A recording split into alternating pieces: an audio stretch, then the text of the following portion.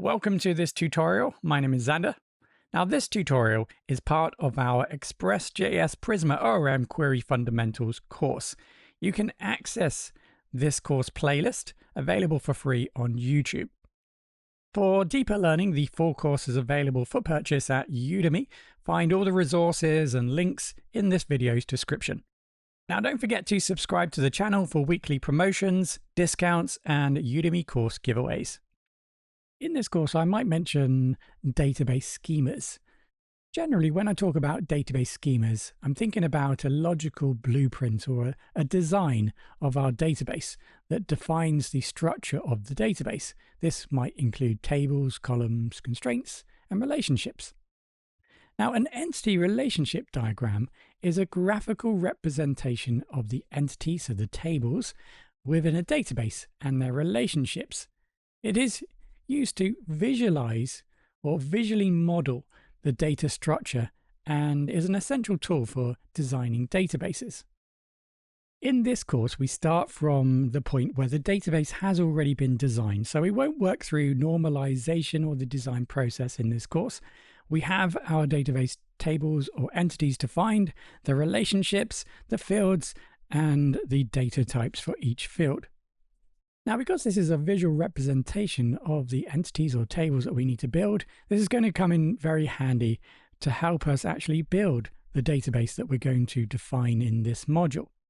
Later on in this course, this will be handy for us to reference when creating queries to help us identify the fields and the relationships between tables. There are two versions of this diagram. The first is hosted here on Lucidchart. Now you can access the link and that will take you to this diagram. You don't need to log in, I don't think, for this. If you do, it's a free sign-up process, so you can go ahead and log in and access this, and potentially you can make a copy of this once you're logged in, and then you can go ahead and edit it.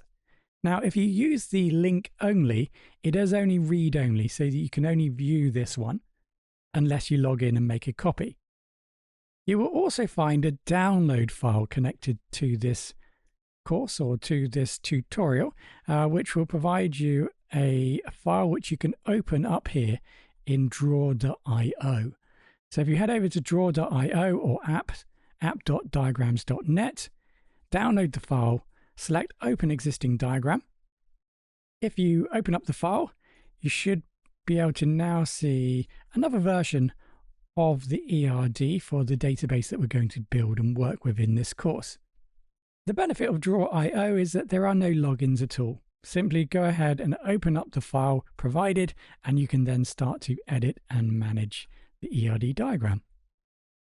The importance of this diagram in this module is it provides us all of the information we need to actually build our models, to build our tables.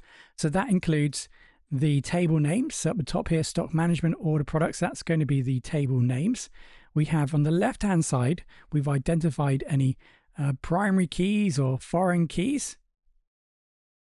That's indicated here with PF and FK, so primary and foreign keys, and AK stands for identifies fields that are unique within the table. So in addition to that, you can see in the middle here, we have the names of the fields, so we need that when we create our tables. And then on the right hand side we have information related to data types that we need to assign to each field. Now that's the basics of creating a table, or at least that's the basic information we need to create tables, but we will also need to define the relationships between tables. So the lines that you can see connected to these entities, or what will eventually be tables in our database, this indicates the connection or the relationship between tables. So here we have, for example, here we have category and product. And you can see this line here connects the two tables. Now this symbol, or these symbols at the ends of the lines, indicates the type of relationship that we have. So this category, this line here represents a 1 on the right hand side, and this crow's foot represents many. So we have a one-to-many relationship between category and products. In the product table, we have a foreign key category ID, which is then used to build the relationship between the product data and the category data. So this is all information that we need to build the relationships between tables.